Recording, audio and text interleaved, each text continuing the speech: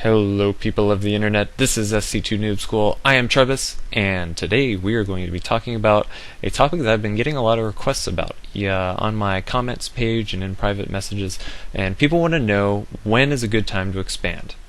And this is a really good question because for new players there's nothing big in the game that just jumps out at you instantly and says, hey, you should expand right now, go do it.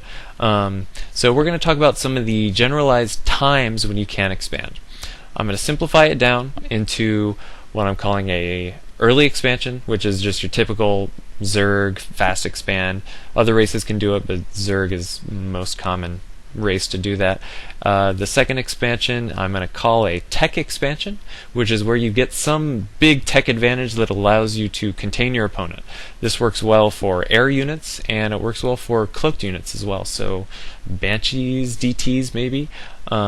And then the third expansion, and the easiest type of expansion that I want to recommend very strongly to a new player, is just a standard attack expansion.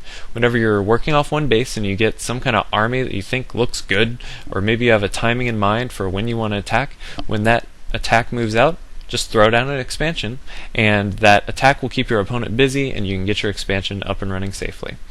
So let's get it right into it.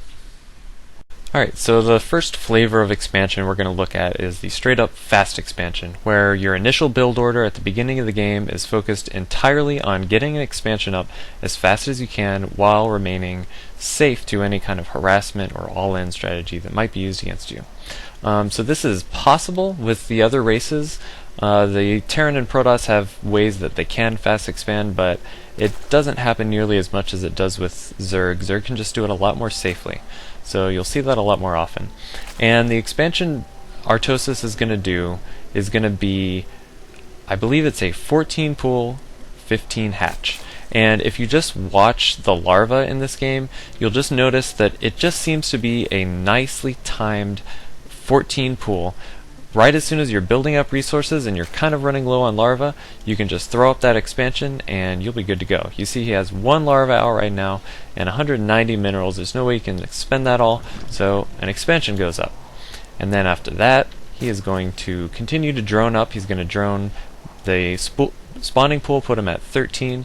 He's going to drone back up to 15, and then he will see a hatchery going down at his natural expansion, if it doesn't get blocked by an annoying probe. So basically that's the Zerg fast expand, and yeah, there's not really a whole lot more I want to talk about that. Really, you have to adjust whether you're getting the spawning pool first or the hatchery first, and exactly the timings depending on the matchup and the map. On a more safe map like maybe Scrap Station, which has a relatively enclosed natural expansion that's actually goes away from your opponent, it's pretty doable to get the hatchery up first. That obviously gives you a more economic build, whereas going for the spawning pool first gives you a little bit safer build. But that's basically all I want to talk about with the Zerg fast expand. I could show the Terran and Protoss fast expand, and I think I'll do that in a separate video on its own, because those are a lot more situational. So the second timing of expansion we're going to look at is I'm basically going to call it either a tech expansion or a containment based expansion.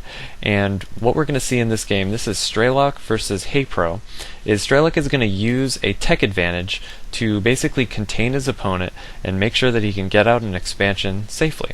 So what we're going to see Strelok do is he's going to basically tech straight to Banshees with Cloak, and then he's going to use those cloaked Banshees as a justification to lay down an expansion, because the Zerg player is not going to be able to move out because of this imminent threat of Banshees that could come popping in and doing horrible damage at any time possible. He's also got his build worked out so that he gets enough minerals for that expansion around the same time as he's getting his second Banshee out. Very deliberately done.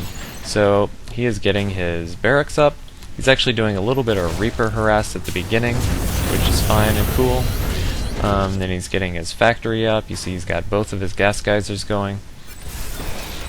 But it's also important to note, after this second Reaper, he actually doesn't make any Marines out of that afterwards. And the reason he's doing that is because he's saving up his gas to get that expansion out as fast as possible. If he was continuing to make Marines here, that would delay his expansion considerably.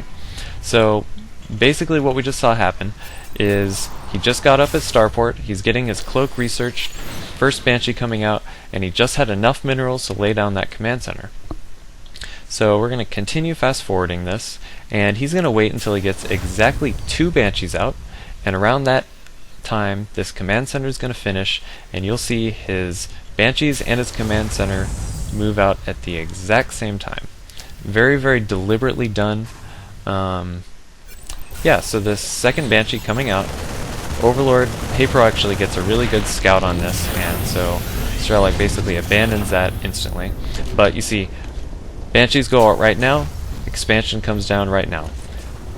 Very deliberately done, and Strelok is just going to take these Banshees and basically force map control over the Zerg player, and that will basically keep that expansion safe for a while. Alright, so I'm just going to show another example of this same kind of tech / containment style expansion, and this time it's going to be with Protoss. And basically this is Whiteraw, and what he's doing is he's putting up a Dark Shrine. He basically teched straight to the Dark Shrine, and then he's going to throw up an expansion, and then instantly start morphing in some Dark Templar over here and start harassing Jinro, the Terran player. And it's going to allow Whiteraw to buy some time to get that expansion up and get it going. So we'll just watch this real quick. Basically the expansion's going up right now, and then this Dark Shrine is about to finish, which Dark Shrines just take forever to build. And as soon as that Dark Shrine's finished, he's going to send 2 Dark Templar in. It's a good idea to send in your Dark Templar one at a time to make the Terran player waste scans if possible. And watch how well this times. This is so amazing.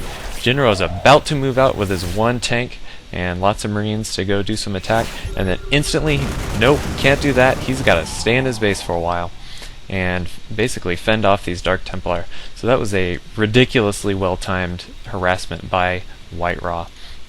This style of containment tech expansion works really well for cloaked units. It also works well for air units, just because of the imminent threat of an air unit could come in at any time if you're not by your base to defend it.